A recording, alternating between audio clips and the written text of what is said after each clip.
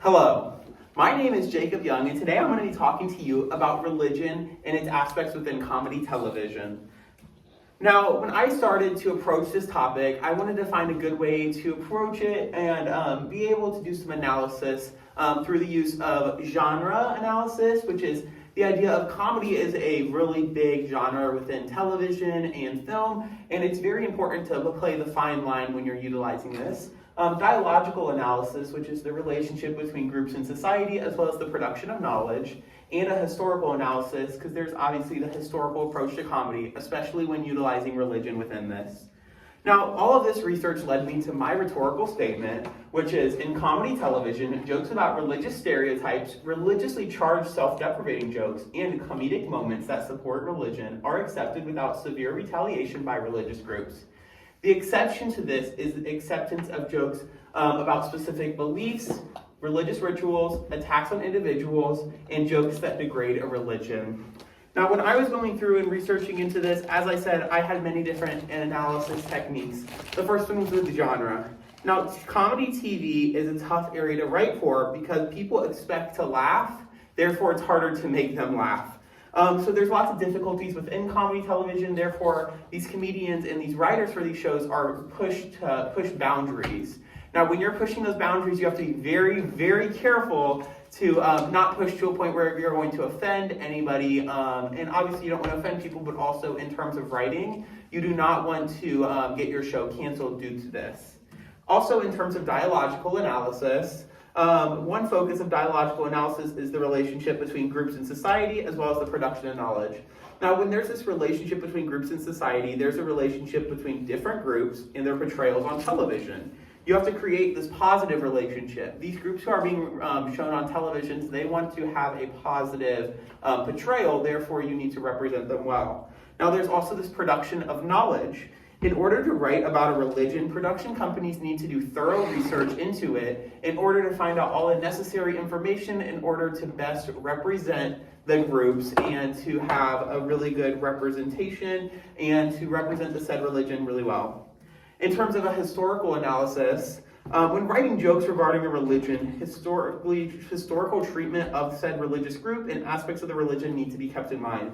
That includes a religious historical treatment of the religious groups and any historical oppression of these groups, because you do not want to hit a really bad area when referencing religious groups.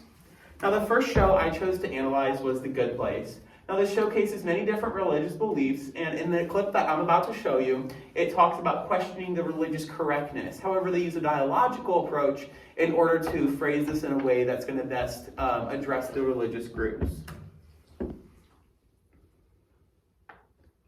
So who is right?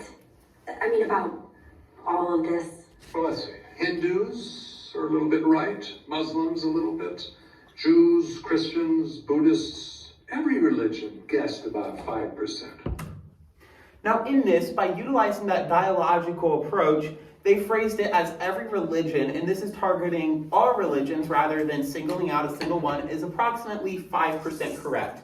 Whereas they could have said they're a majority wrong and saying they're 95% incorrect. And as I said, this is directed at all religious groups rather than a particular one in order to keep things fair and across the board. In the next clip, it's going to reference more of the Christian beliefs of heaven and hell and how they were able to change those up between these religious groups and for the purposes of their show. Maybe my biggest question, is this, or? Well, it's not the heaven or hell idea that you were raised on, but generally speaking, in the afterlife, there's a good place and there's a bad place. You're in the good place. You're okay, Eleanor. You're in the good place. Now in this, they're utilizing the Christian idea of heaven versus hell. However, they changed it up just a little bit by calling it the good place and the bad place. They also eliminated the idea in this situation of purgatory, which is a Christian and Catholic idea of a medium place for people who are trying to earn their place into heaven. Eventually, they come into the idea in the show of a medium place. However, it's not something where you're working to improve. It is a place where you are at. And in this, there's none of this improvement to get up to heaven. It's once you're there, you're there. And therefore, they're able to utilize these Christian ideas and able to not necessarily suggest that Christian ideas are incorrect, but in some ways say they are somewhat correct. However, there could be these changes. The second show I analyzed is called Schitt's Creek, and this showcases light Jewish comedy, and it talks about Jewish participation within athletics. In this next clip, you'll be able to see that. It's not going to be a game if we don't have a full team. Excuse me, I used to play a little ball in my day. I was the star left fielder for my school team. You play college ball. No, Hebrew school. There were 7 of us. Surprisingly, not a big turnout, but the Flying Latkes ended up in 4th place.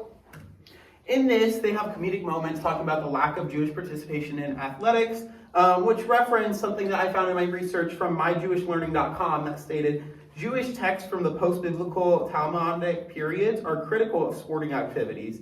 And then it later says the Talmud condemns Roman sports, especially the sadism of gladiatorial combat. This text provides a common directive that nice Jewish boys should be in study hall, not the gym. Now, by condemning this, it's kind of showing a historical side of how in the past, Jewish people have not been encouraged to participate in athletics, and that's carried on to now. And they're kind of referencing that stereotype that Jewish people may not be as athletic or may not want to participate in athletics. Additionally, by calling the team name the Flying Latkes, a latke is a fried potato cake that is often eaten during Hanukkah in order to represent the oil that was utilized to last 8 days when it wasn't supposed to last that long. This would be similar to Christians saying the flying bread, because Christians have bread and wine. It's not as serious, however, it's just kind of a light, non-harmful joke, but it's playing on a stereotype.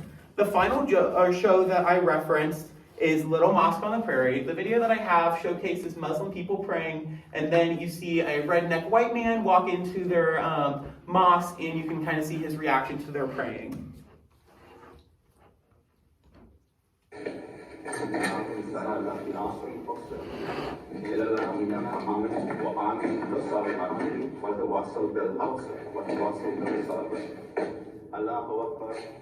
Allahu Akbar.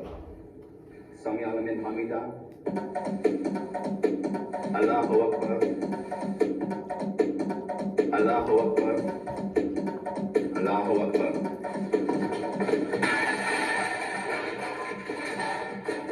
Sorry, I thought this was I need more help, please.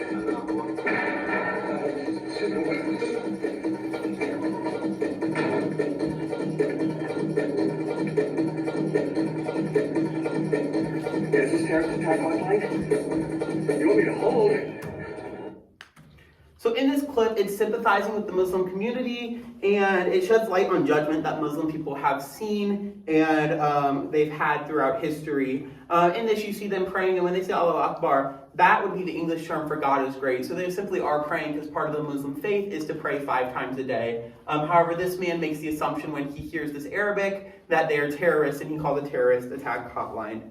Now, I'd like to reference this quote from Reverend Paige Eves of Christina Valley United Methodist Church when she said to the LA Times, "Humor can help us relate to other people. We can see people in circumstances in new lights and with a different perspective.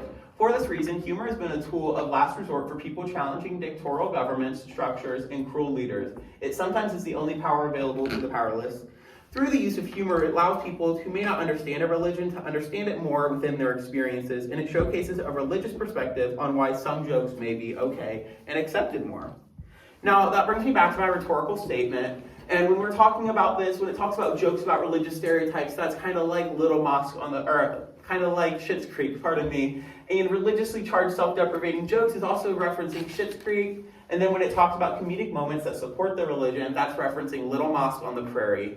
In that show, it talks a lot about how it's giving that support to the Muslim people by showing people they're just praying, and these people are not bad for simply practicing their religion. However, sometimes people will view it like that. Once again, the exception to this acceptance is jokes about specific beliefs, religious rituals, attacks on individuals, and jokes that degrade a religion. Now, the Good Place was able to avoid this by making it more general and being less specific with it, and using more positive language versus negative language that would degrade the religion. So with that, here are my resources or my references. Thank you so much for viewing my presentation.